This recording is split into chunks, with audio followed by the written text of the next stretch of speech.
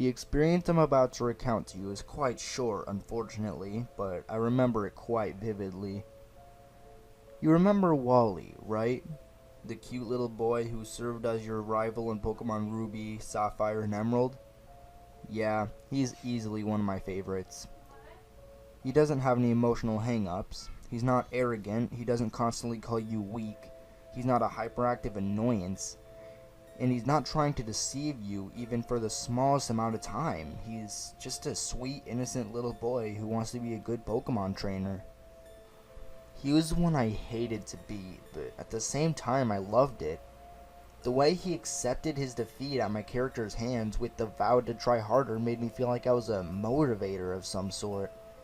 I wasn't beating him mercilessly, I was helping him get better.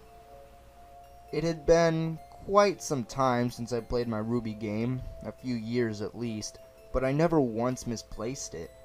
As I suddenly got the urge to play it one day after watching the Jirachi Wishmaker movie, I found it neatly tucked away in my sock drawer in the exact same corner in which I had left it. It wasn't even dusty. The cloth protection of a bunch of unused socks kept it safe from any damaging elements, which in turn answered the question as to why I had placed it in my sock drawer in the first place. I located my DS. I misplaced my GBA SP quite a while ago. Not that it mattered, and quickly inserted the red cartridge, excited to see my old, completely unbalanced Pokemon team. I selected my save file and saw that I had saved right in front of the Pokemon League, which was perfect considering I had planned to challenge them straight away anyways. Rather, since I was there, I figured I'd pay my favorite little rival a friendly visit before doing anything. First Wally, then the League, then I'd see if there was a chance I had been lucky enough to find my game on the day I could find Mirage Island. As I stepped away from the League entrance, following the zigzag path downward, I stopped a moment and opened my party. Normally, when I leave a Pokemon game alone for a while, I find out that the last thing I did was trade to help out my Pokedex in other games. It certainly wouldn't have been the first time I entered a battle completely unaware that I had a party full of level 5 Rattata and Magikarp. It's a bit of an embarrassing situation to say the least. They were all there though. Inferno, the level 100 Blaziken, Volcano, the level 85 Groudon, Dalaros, the level 87 Rayquaza, Duragon, the level 65 Salamence, Harbinger, the level 55 Absol, and Vengeance, the level 34 Bayonet. As I said, painfully unbalanced, but they were all there just as I had left them. I was relieved actually. That meant that Ruby was the game I hadn't abused the Pal Park with. It must have been Emerald. But that's not really important though, and I'm getting off track. My party was there, so I didn't have to waste a few minutes in going back up to the League to switch out my dinky little underleveled Pokemon for something a little bit better. So I began my little trek to see Wally once more. As I entered the cave, he was standing there waiting for me already. I couldn't remember if that was what he was supposed to do or not. As I said, it's been quite a while since I've so much as thought about this game. But I was excited to talk to him either way, whether I felt guilty for beating him or not. I really loved seeing him. I approached him and pressed A to talk, but rather than have him say something in greeting before challenging me to battle, the trainer spotted theme played for a second or two before the screen flickered, signifying a battle had started.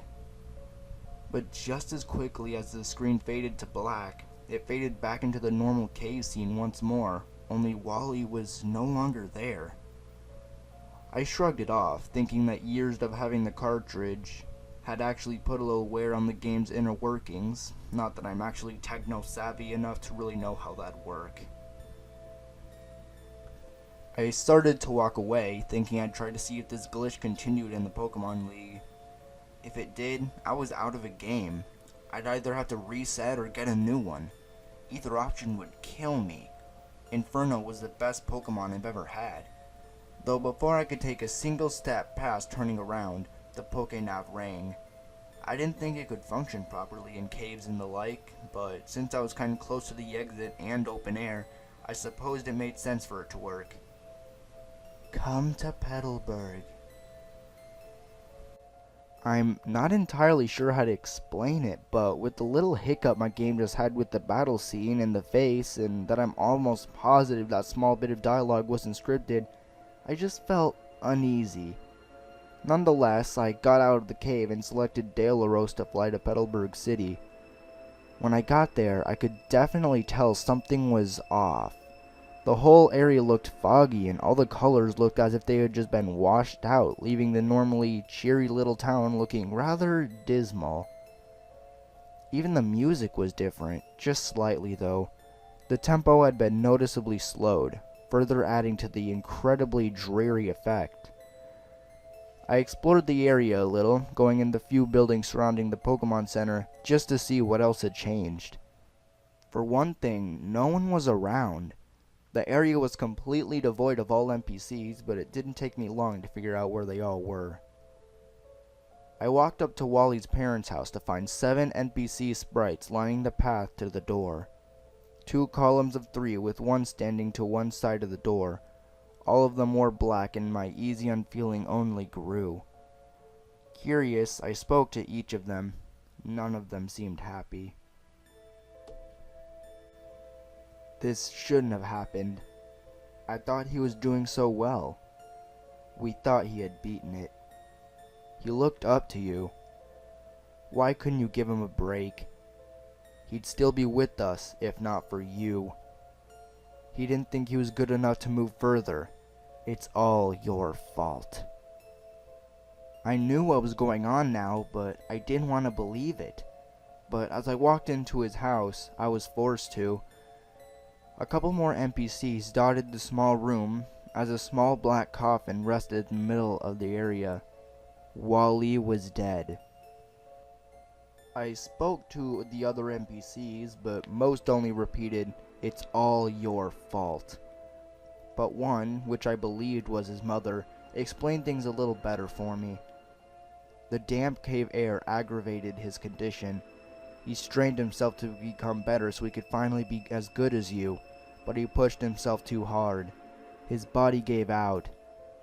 A hiker found him, a Pokeball clutched in his little hand, his Pokemon refusing to leave his side. He called us using Wally's nav. Do you know what it's like? Being informed by a total stranger that someone you love is dead? Pay your respects and leave. This is all your fault. By now I felt absolutely terrible, wouldn't you? So I did as I was told and walked up to the small casket. As soon as I touched it, the music stopped and a blank dialogue box popped up. It stayed there for a few seconds before a single word was slowly typed out in it. Why? A battle started, a real one this time. Rather than the teaser I had experienced earlier, my heart sank as Wally's sprite slid into the opposing trainer's spot. His skin was pale, and his colors were washed out, and he looked quite sad. But what hurt the most was the opening battle announcement. Pokemon Trainer Wally wants one last battle. He sent out his first Pokemon, his cherished Gardevoir, who also looked upset. I assumed this would be his trend with this Pokemon. I sent out Inferno. Sympathy urged me to throw this battle, to make his last one a good one for him, but the competitor in me said to give it all I had. Guess which one I listened to. Inferno plowed through each and every one of his saddened Pokemon, knocking them flat with one attack each. As the battle ended, Wally slid back into frame, his sprite now fully transparent, and said, "Why can't you let me win?" When the battle screen faded, Wally's mother approached my character and pushed him back and away from the coffin. "Get out. You're done here. You disgust me." As she shoved me out the door, instead of appearing outside the house, the screen cut to white and began rolling the credits. As the names of those involved in the production of the game faded in and out, the white was replaced by an ending scene. Poor Wally's funeral procession. NPC sprites slowly paraded through Petalburg, a tiny casket at the center of the crowd. My eyes watered as they slowly left through the right exit of the city. The camera followed as they stopped in a small patch of grass where Wally had caught his deer Ralts.